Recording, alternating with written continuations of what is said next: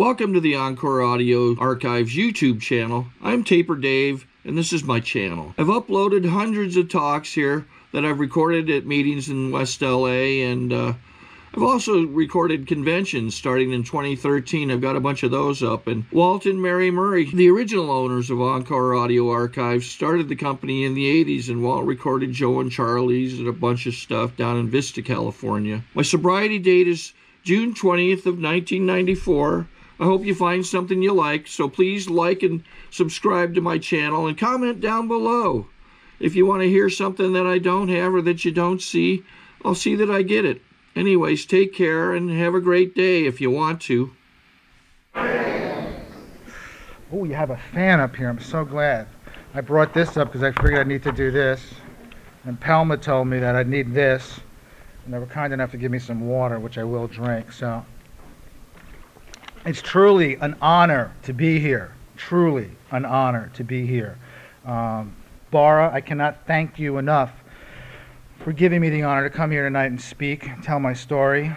This is a very special meeting. I've had various times of my sobriety that I've participated in this group, and I've taken cakes here, and it's just someplace that's really, really special and very, very well known, and I thank you again very, very much. A couple of the speakers tonight talked about, how different things were since they've gotten sober, and I have to tell you that I related to that because I'm 17 and a half years sober, and I was thinking about 18 years ago, what it's like and what it's like now, how different it was. And 18 years ago, I was skinny, I had long hair, and I listened to K-Rock, and now I'm chubby, I have short hair, and I listen to The Wave.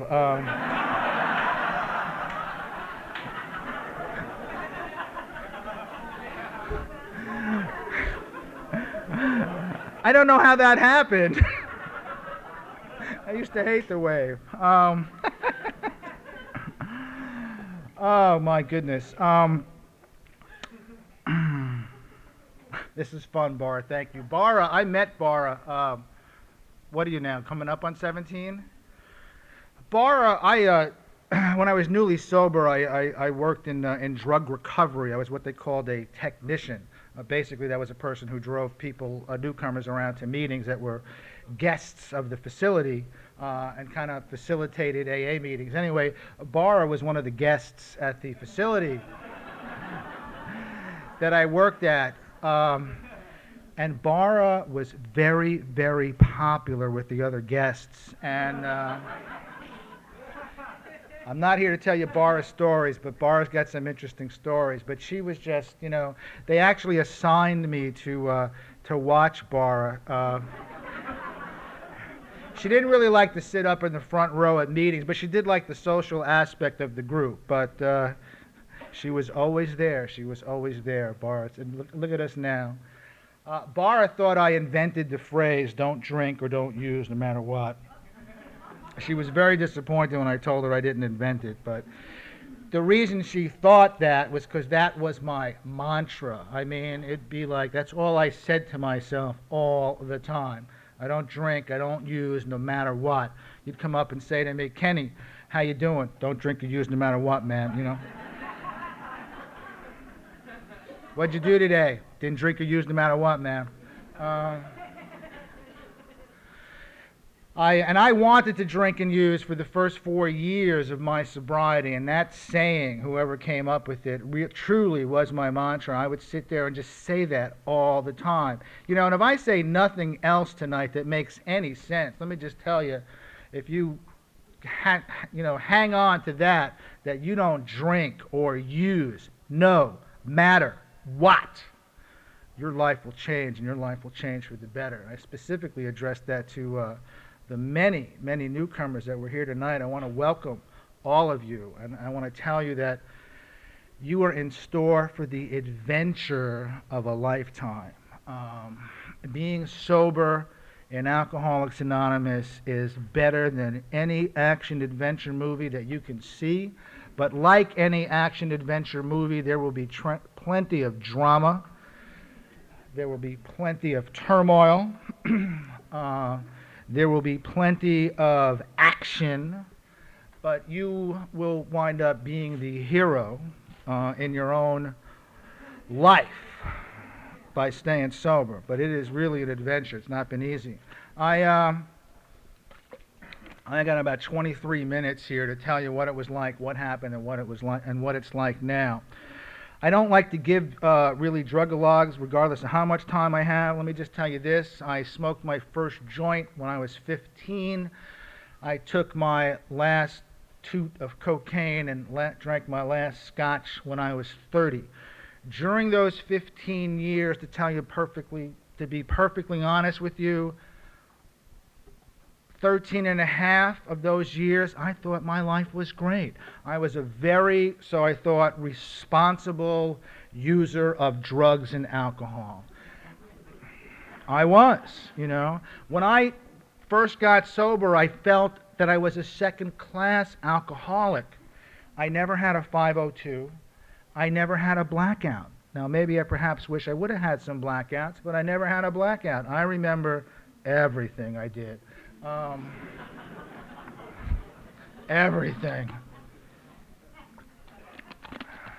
So, I mean, it was just, so really, most of that time period, it all worked for me. You know, I was one of those guys, people used to like to go out and party with me because I was truly one of those, you know, alcohol drinkers that when I started to feel it, if I was driving, I would stop. You know, I'd be like, no, man, you know, I got to drive.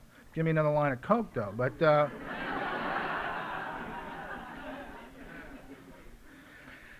I started smoking pot at 15, truthfully, you know, well, I think the reason I started to do it is because the Beatles did it. I mean, I grew up in the late 60s. You know, the country was an amazing place to be at that time. Everything was changing. We were revolting and, you know, revolutionizing everything. I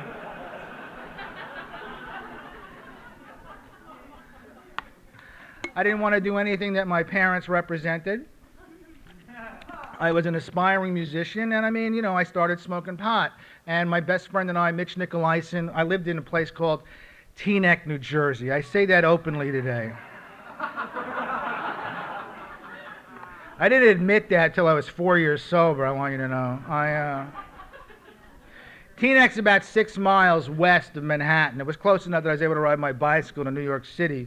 All my cousins and relatives and family, they're all from Brooklyn, but me, you know, I'm stuck in Jersey. It's tough, believe me, when, you know, New Yorkers thought if you were from Jersey, you were a potato farmer. But Mitch and I, we got on a bus, and we took a bus to Manhattan, took the subway down to Greenwich Village, and we had $5 in our pocket each, and we were looking for a nickel bag of pot, and it wasn't very long before someone was willing to take our $5 and give us some pot. Now, we had never gotten high at that point, but we knew that when you smoked pot, you laughed a lot, and you were happy. Well, this guy sold us some of the best oregano I ever smoked, but anyway, if you've never smoked that stuff, let me tell you, that's some harsh shit. But we sat around laughing up a storm. You know, we laughed up a storm. You high? Yeah, I'm high. You high? Yeah, I'm high. Good stuff. That's where it started. It was a couple of weeks later that I successfully got high. I was in the back of a '64 Mustang with Georgia Sarando, Paul Ackerman, and some other chick whose name I don't remember. Sorry about saying chick. I know it's not politically correct anymore, but I'm from the '60s. We were smoking Acapulco Gold in a corncob pipe, and we're cruising around. It's a great day, isn't it? You get a lot of pot for $5. I'm smoking this pot, and I'm smoking this pot, and I'm holding it in, And finally, you know, that first rush came. It was like, boom! And I remember saying to myself, I think I was, you know, 16 or 15, I said, so this is what getting high is like. I like it. And that's where it started. Now, we left wherever we were driving around to. We went to this place called Callahan's, which is kind of the equivalent of a fat burger, you know, out here. And we went to Callahan's, and I ordered a cheeseburger, and I want to tell you, that was the best fucking cheeseburger I ever had on my own. I think for the next 15 years, I tried to duplicate that taste. I mean, you know what I mean? The cheese was like melted perfect. It's like, look at this, Paul.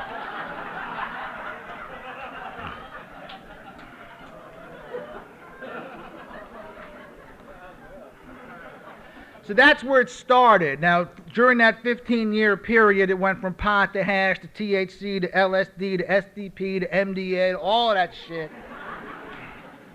All the psychedelics, and I have to tell you that each time before I did another drug, I said, no, I'll never do nothing but this, you know. And I did everything except put a needle in my arm. Not that there's making any judgment on that, but that just happened to be my cutoff. I did almost stick a needle in my arm once. I really don't have the time to go into the story. But anyway, that was all the stuff I did. And I got up to, you know, where it was before I came in here. And where it was before I came in here is I had become a cocaine addict. Now, I know this is an AA meeting, and let me just tell you, I am an alcoholic. But at the time, I was a snob, and I thought there really was a difference between a drug addict and an alcoholic. And I had become a cocaine addict. And how I became a cocaine addict, I was broke, I'd gotten fired, there was a recession going on. My best friend told me about, you know, why don't you sell some coke? I said, I don't know anybody to sell it to. He said, just go through your phone book, tell everybody you know somebody who's got good coke, and believe me, you'll be in business. And, you know, and he was right, and I did that, and the next thing you know, I mean, at the time, I only did it to pay the rent. And the next thing you know, I'm paying a rent, I'm paying a car payment, I'm paying everything, you know. I got all this money, and I noticed that women had an unusual reaction when you offered them cocaine, and I really liked that, you know. So I became a cocaine dealer. Now, during this dealing period of time, I used to be a scotch drinker, but during the early 80s, Stoli was the thing. So naturally, I had to be involved in that. So I started drinking Stoli. Didn't think I had an alcohol problem. In the end, everything that I stood against happened to me. Everything that you hear about that happens to a drug addict happened to me. I mean, I think it was the first speaker tonight, Tina, who talked about bottles in her house or something. But I remember, you know, in the end, okay, I wouldn't let anybody in the house. I fired the maid. She was a narc. Didn't want to see her anymore.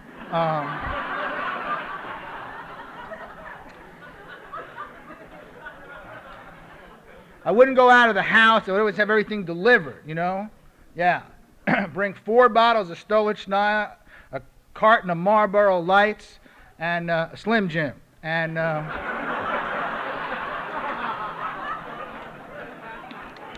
yeah, you better bring a bag of ice, too. So all these bottles, you know, nobody was in my house. No one. I wouldn't let anybody in my house. And then one day I walked in the kitchen. I walked in and went, and I saw like 3 garbage bags tall of empty bottles of Stolichnaya. I had the audacity to say, who drank that? I drank that. So that's where it was. Let me just say this, and I'll end this drug-a-log thing with this. I know what it's like to stay up 4 days in a row. All right? I know what it's like to be up that 4th day in a row. You have no cocaine left. You have no pills left. You've been crawling around on the carpet for hours looking for something to stick up your nose. And then you come to the realization that it's 4 o'clock in the morning, there's nothing in your house, and you got to wait 2 hours for the Ralph's Market to open up and sell you some liquor. All right? I know what that's like. So if anybody needs specific stories, come and see me afterwards. I'll tell you about all sorts of stuff that I did and didn't do and thought I did and lists I made and all of that kind of nonsense. But I know what that's like. February the 28th of 1983, I had the first of a series of spiritual awakenings that had occurred in my life, and many of them happened from that day to now.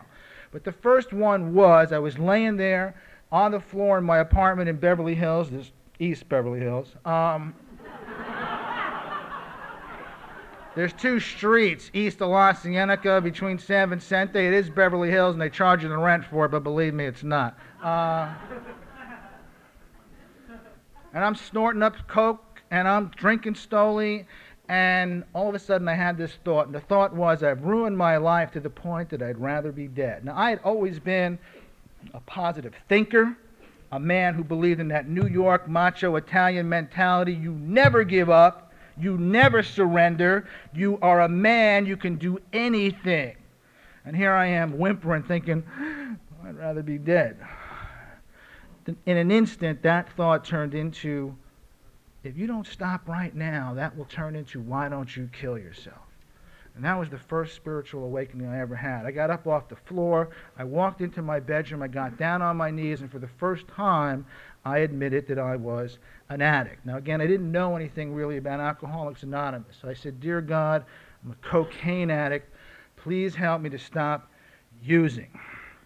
I drank myself to sleep. I got up the next day and made a series of phone calls. I called my dealer, told him I'm out of business, I've become a cocaine addict, add up how much I owe you, I'll make arrangements to pay you.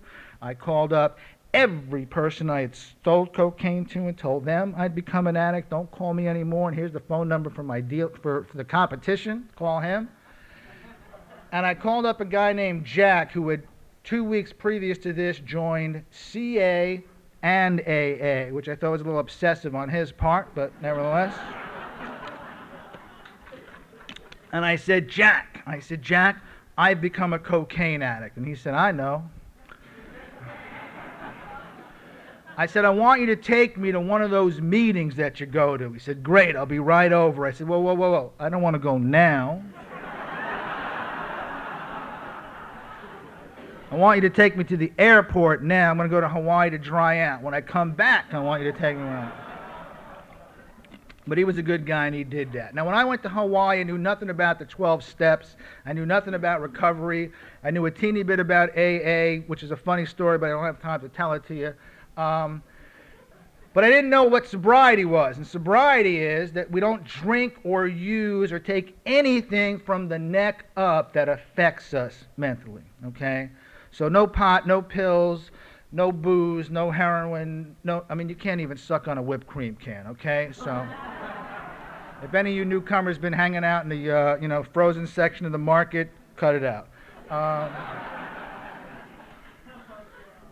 So I drank and smoked pot in Hawaii. When I came back and went to my first meeting was March the 10th of 1983. I'm happy to say I've been sober ever since then.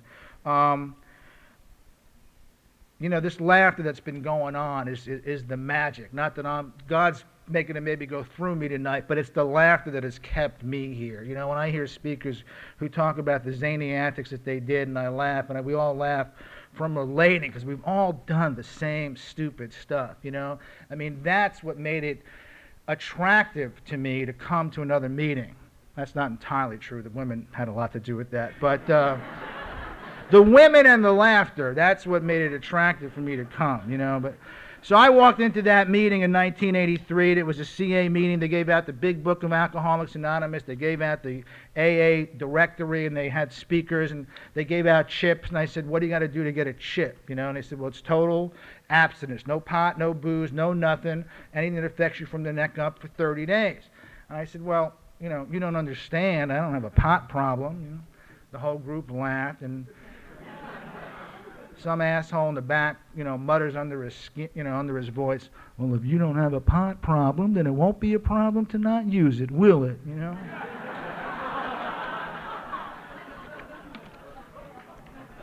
Believe me, it was a problem to not use it, but that's where it started. Now, what's kept me sober, what has enabled me to live in this life and change in this life and have this life work, is the practice of all 12 steps. All of them, constantly, on a daily basis. But I didn't know anything really about that in the start. Now, I don't think God tests us for anything. But I do think that situations come up in life that you yourself are tested as a man or a woman. God has nothing to do with this. And there was a lot of life situations that occurred in my sobriety that I had to test that principle of I don't drink and I don't use no matter what. I wanted to get loaded every day for the first 4 years of my sobriety, yet I even went to at least an AA meeting a day every day for the first years of my sobriety.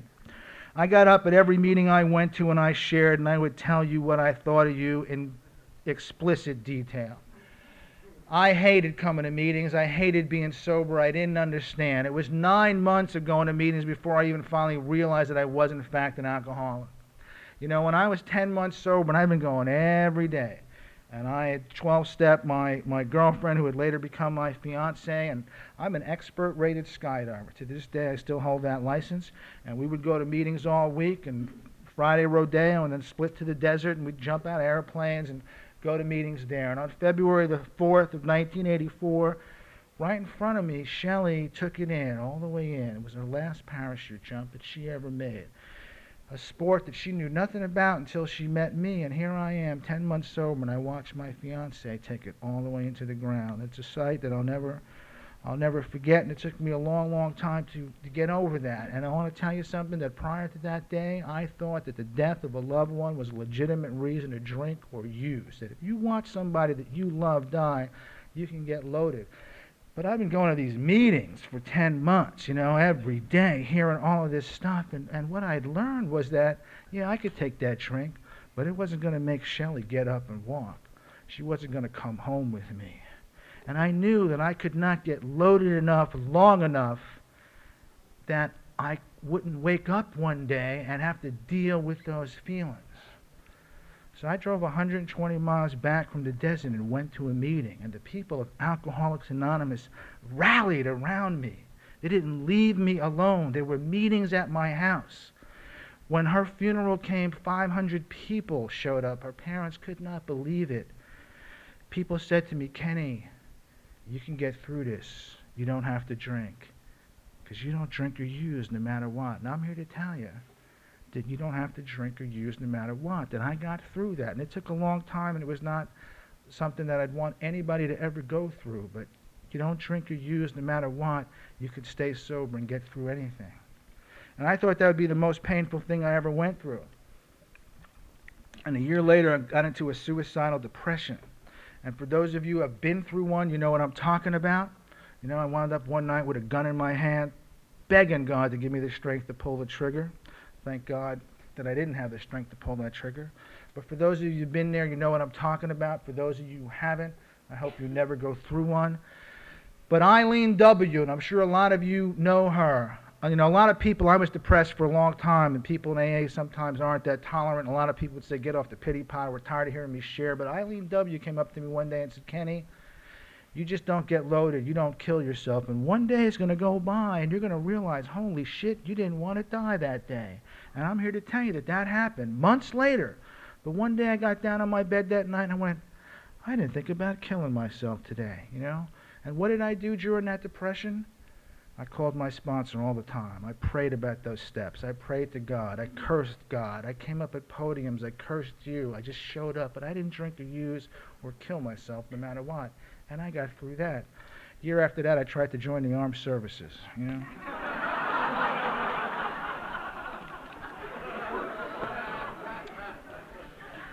I was going to join the armed services because the truth of the matter was I was a loser, always had been and always will be, and I might as well go learn a trade in the Navy,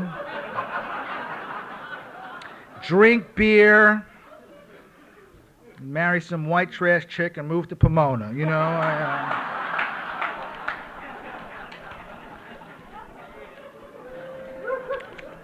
The Navy didn't want me, thank God.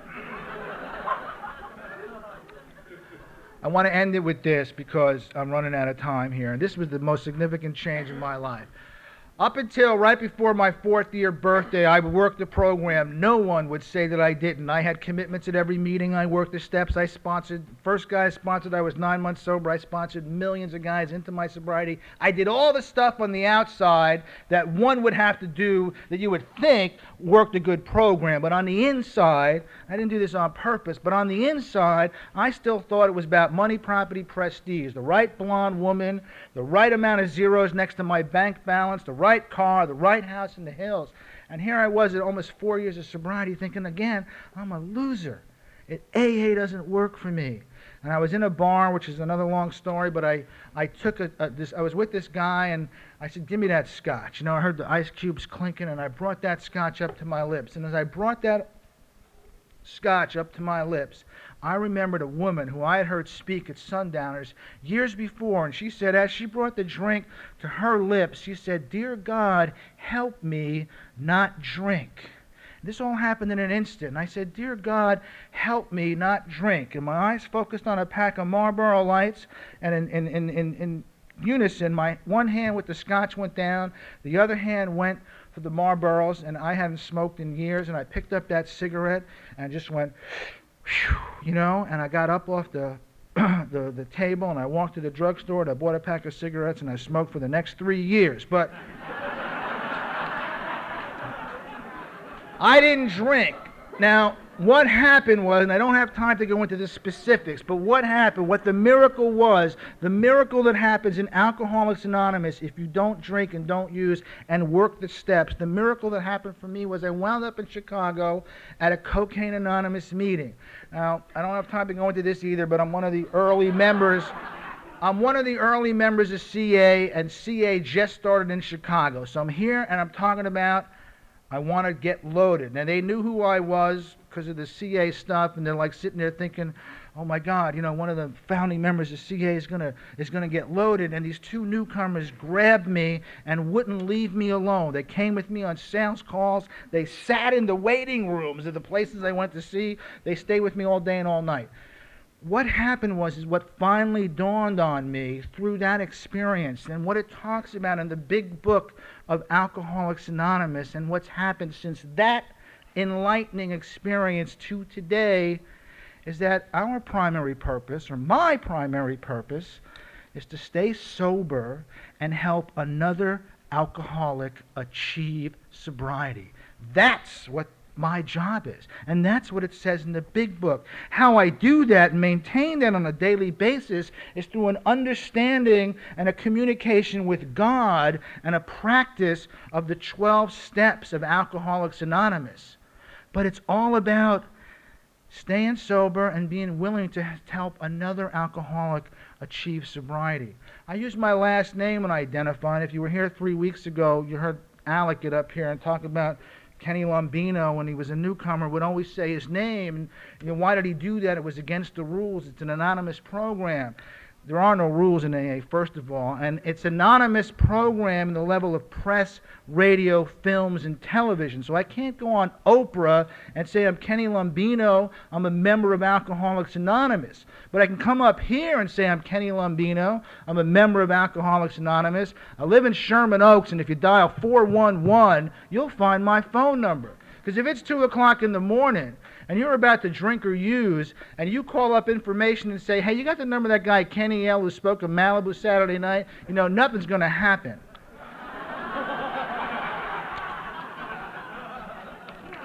But if you ask for Kenny Lombino in Sherman Oaks, Lombino, you're going to get my phone number. And if you're about to drink or use, you can call me anytime. But if you ain't about to drink or use, you better the fuck not call me at 2 o'clock in the morning.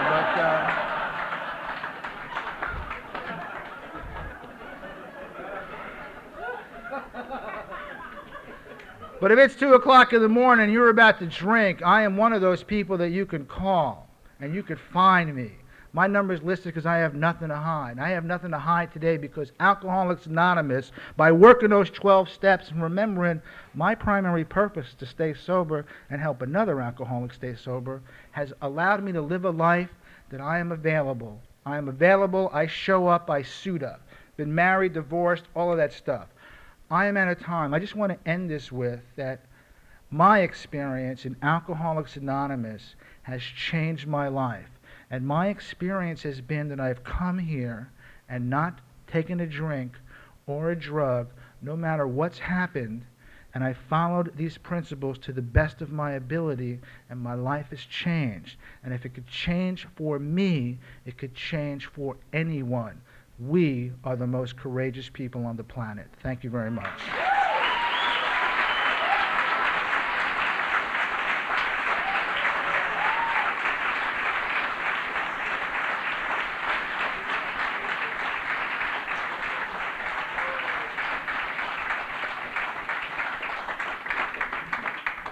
Sorry to interrupt your viewing. Taper Dave here. Just wanted to take a second to ask you to like and subscribe to my channel. Let me know if you like what you're listening. I've got some very good talks here, and this one's a great one. Just curious, do you think this is better than Zoom? Tell me what you think. Okay, this is how I prepare my drone for launching. I like to do it inside the cab of my truck so I'm not standing outside in the weather. To install the joysticks for control, up and down, right and left, powered on. I have an Android phone that I use to connect it to the drone with. And it's actually controlled through the iPhone, through an app. Oops, wrong way. It's actually controlled through the iPhone, or through this Android phone, through the app. It's actually controlled through the Android phone, through an app, and you connect it through this short connection right here.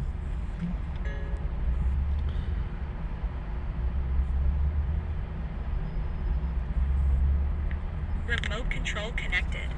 Remote control's connected. So I pull out the drone.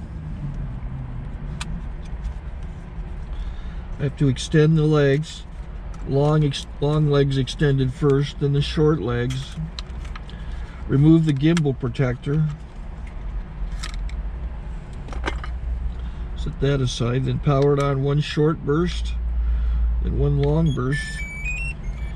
I lay it down. So I have to go to calibrate. So the drone's not connected yet. It shows you here as this drone gets disconnected, even though the remote's powered on. So the drone has to establish it's connected. So I go into the app to calibration mode. First I'll calibrate the remote controller. Start calibration. Out, in, oop, out, in, up, down, and then this little wheel is to control the gimbal. So it's calibrated. Go to gimbal calibration, start calibration, and then it calibrates the gimbal. I don't know if that shows up. The gimbal's moving all over the place. Changes, you can see it on the video. And I'm calibrated to take off. It's acquired 7 satellites at the moment. There are 26 satellites up in the sky, which it has to acquire before you can take off. So it's connected. It's got enough satellites. This is white. I can go to press this little arrow button, swipe right to take off, and it would start the motors if I slid this to the right. But I'll wait till I get outside. Don't want to do it inside.